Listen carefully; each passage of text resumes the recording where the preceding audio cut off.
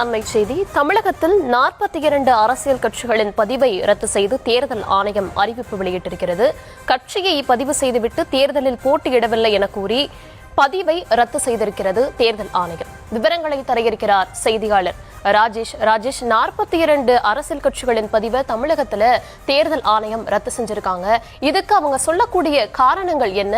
அதில் இடம்பெற்றிருக்கக்கூடிய முக்கிய கட்சிகள் என்னென்ன?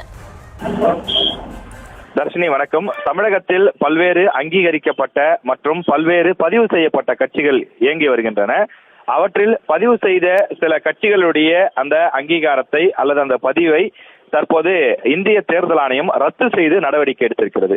அதாவது இந்தியாவை எடுத்துக்கொள்ளும் போது ஆயிரக்கணக்கான கட்சிகள் இருக்கின்றன. நம்முடைய தமிழ்நாட்டில் மட்டும் நாம் பார்க்கும்போது நூற்றுக்கணக்கான கட்சிகள் இருக்கின்றன.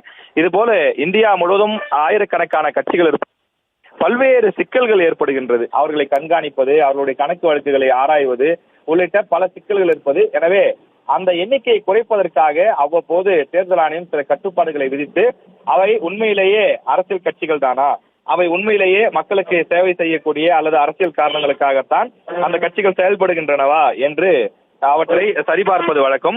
எனவே அந்த அடிப்படையிலே 6 ஆண்டுகள், அந்த 6 ஆண்டுகளில் குறைந்தது ஒரு தேர்தலிலாவது போட்டியிட்டு இருக்க வேண்டும்.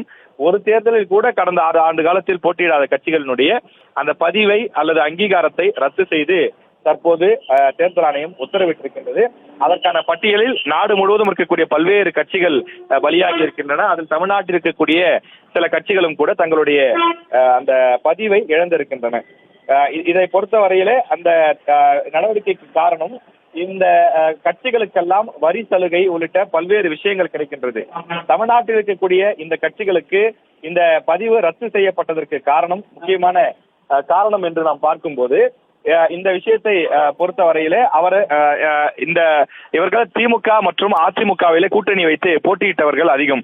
குறிப்பாக அவர்கள் உதயசூரியன் சின்னத்திலும் அதே போல இரட்டை இலை சின்னத்திலும் போட்டியிட்ட காரணத்தினாலே அவர்களால் தங்களுடைய சொந்த சின்னத்தில் போட்டியிட முடியாத சூழல் ஏற்பட்டது. அதன் காரணமாக அவர்கள் தங்களுடைய பதிவை இழந்திருக்கக்கூடிய நிலை ஏற்பட்டிருக்கிறது. அதில் பல கட்சிகள் தற்போது சிக்கி இருக்கின்றன. அந்த கட்சிகளினுடைய விவரங்கள், அவர்களுடைய அந்த கட்சி பெயர், அட்ரஸ் உள்ளிட்ட அனைத்து விவரங்களையும் வெளியிட்டிருக்கிறார்கள். ஜவஹர்லா தலைவராக இருக்கக்கூடிய மனிதநேய மக்கள் கட்சி கடந்த 2019 முதல் எந்த தேர்தலிலும் அவர்கள் நேரடியாக போட்டியிடவில்லை. அவர்கள் போட்டியிட்ட தேர்தல்களிலும் உதயசூரியன் சின்னத்திலே தான் போட்டியிட்டிருக்கிறார்கள். எனவே உதயசூரியன் சின்னத்திலே போட்டியிட்ட காரணத்தினால் அவர்களுடைய வேட்பாளர்கள் திமுக வேட்பாளர்களாகத்தான் கருதப்படுவார்கள். எனவே அவர்களை மனிதநேய மக்கள் கட்சி, அதாவது ஜவஹர்லாவினுடைய வேட்பாளர்களாக கருத முடியாது. எனவே கடந்த 6 ஆண்டுகளில் நீங்கள் எந்த தேர்தலிலும் போட்டியிடாத காரணத்தால் உங்களது கட்சியினுடைய பதிவை நாங்கள் ரத்து செய்கிறோம். ஏற்கனவே அந்த கட்சி அங்கீகரிக்கப்பட்ட கட்சியாக இல்லை. ஒரு கட்சி அங்கீகரிக்கப்பட்ட கட்சியாக இருக்க வேண்டுமானால் ஒரு சட்டமன்ற தேர்தலிலோ நாடாளுமன்ற தேர்தலிலோ 8% வாக்குகளை பெற்றிருக்க வேண்டும், அல்லது 8 எம்எல்ஏக்களை பெற்றிருக்க வேண்டும், அல்லது நாடாளுமன்ற தேர்தலில் குறைந்தது 2 எம்பிக்களை பெற்றிருக்க வேண்டும். இந்த 3 கண்டிஷன்களை ஃபில் செய்தால் மட்டும்தான் ஒரு கட்சி அங்கீகரிக்கப்பட்ட கட்சியாக கருதப்படும். அதே போல பல கட்சிகள் அந்த பதிவை இழந்திருக்கின்றன. ஜான் பாண்டியன் தலைவராக இருக்கக்கூடிய தமிழக மக்கள் முன்னேற்ற கழகத்தின் பதிவும் ரத்து செய்யப்பட்டிருக்கிறது. 2021, 2024 ஆகிய தேர்தல்களில் அவர்கள் இரட்டை இலை சின்னத்திலும் தாமரை சின்னத்திலும் போட்டியிட்ட காரணத்தினாலே ஜான் பாண்டியன் அந்த கட்சியினுடைய பதிவை அவர் இழந்திருக்கின்றார். அதே போல தமீமுன் அன்சாரி, அவர் மக்கள் ஜனநாயக கட்சி என்ற அந்த கட்சியை நடத்தி வருகின்றார். தமீமுன் அன்சாரியும் போட்டியிடாத காரணத்தினாலே அவருடைய கட்சியினுடைய அந்த பதிவும் ரத்து செய்யப்படுவதாக தேர்தல் ஆணையத்தினுடைய அந்த பட்டியலிலே இடம்பெற்றிருக்கிறது. அதே போல கொங்கு மண்டலத்தில் மிக முக்கிய ஒரு கட்சியாக செயல்பட்டு வரக்கூடிய கொங்கு நாடு மக்கள் தேசிய கட்சி, ஈஸ்வரன் அவர்களுடைய கட்சி, அது தமிழ்நாட்டில் பெரும்பான்மை மக்களுக்கு நன்கு தெரிந்த கட்சி, கொங்கு மண்டலத்தில் மிகவும் ஒரு பரபரப்பான இயங்கக்கூடிய ஒரு கட்சியாக இயங்கி வருகின்றது. அந்த கட்சியும் கூட தங்களுடைய அங்கீகாரத்தை இழந்திருக்கின்றது. தொடர்ந்து உதயசூரியன் சின்னத்தில் போட்டியிடுகிறார்கள். 2019, 21, 24 இது போன்று அவர்கள் தங்களுடைய சுய சின்னத்தில் போட்டியிடாத காரணத்தினாலே அவர்கள் திமுகவினுடைய வேட்பாளர்களாக கருதப்பட்டு அவர்களுடைய அந்த அங்கீகாரம் ஏற்கனவே கிடைக்காத பட்சத்தில் பதிவும் தற்போது ரத்து செய்யப்பட்டிருக்கிறது. இனி அவர்கள் அரசியல் கட்சியாக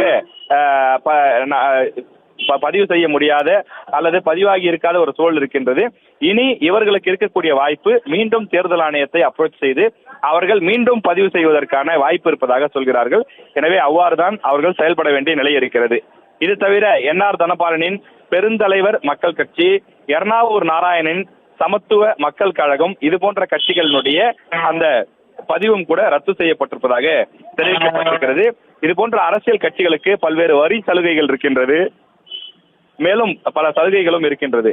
எனவே அவற்றை அவர்கள் தக்க வைத்துக் கொள்வதற்காக இது போன்ற மற்ற சில கட்சிகள் செயல்பட்டார்களா என்ற கோணத்திலும் தேர்தல் ஆணையம் ஆராய்ந்து அவர்களுக்கு ஏற்கனவே கடந்த மாதத்தில் நோட்டீஸும் கூட அனுப்பப்பட்டது. அதற்கு உரிய பதிலளிக்காத காரணத்தினாலும் அவர்கள் அளித்த பதில் திருப்தியாக இல்லாத காரணத்தினாலும் தமிழ்நாட்டில் செயல்படக்கூடிய 40க்கும் மேற்பட்ட பதிவு செய்யப்பட்ட கட்சிகளின் பதிவை தற்போது தேர்தல் ஆணையம் ரத்து செய்திருக்கிறது. அவர்கள் மீண்டும் தேர்தல் ஆணையத்திற்கு சென்று உரிய ஆவணங்களை சமர்ப்பித்து அல்லது கடிதங்களை சமர்ப்பித்து அவர்கள் பதிவு செய்து கொள்வதற்கான வாய்ப்பு இருக்கிறது.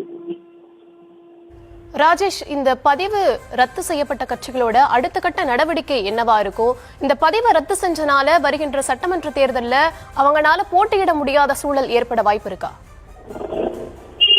தர்ஷினி, இந்த கட்சிகள் முதலில் தங்களுடைய பதிவை, தங்களுடைய அந்த அங்கீகாரத்தை இழந்ததற்கான காரணம் என்று நாம் பார்க்கும்போது, இவர்கள் தொடர்ந்து கடந்த 3 தேர்தல்களிலும் திமுக அல்லது அதிமுகவுடன் கூட்டணி வைத்துக் கொண்டு அந்த கட்சியினுடைய சின்னத்திலே தான் போட்டியிடுகிறார்கள். அவ்வாறு உதயசூரியன் சின்னத்திலோ இரட்டை இலை சின்னத்திலோ போட்டியிடக்கூடிய காரணத்தினால் அவர்கள் திமுக வேட்பாளராக அல்லது அதிமுக வேட்பாளராக பார்க்கப்படுகிறார்கள்.